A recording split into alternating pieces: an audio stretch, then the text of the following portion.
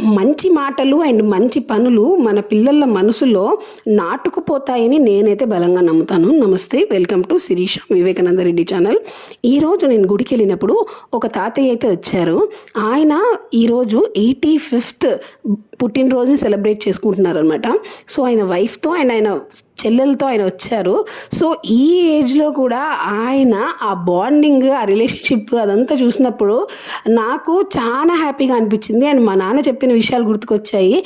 మా నాన్న నాతో అంటూ ఉంటారు, అమ్మ జరిగిపోయిన కాలమే చాలా బాగుంది, ఇప్పుడు వచ్చే కాలం ఎలా ఉంటుందో ఏమో అంటారు.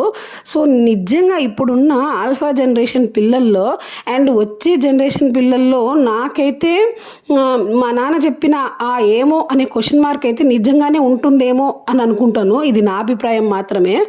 సో ఎలా ఉంటుందో అసలు ఇమాజినే చేయలేము. సో జరిగిపోయిన కాలం అయితే చాలా బాగుండింది వాల్యూస్తో అండ్ ఆ మంచితనంతో. Thank you for watching.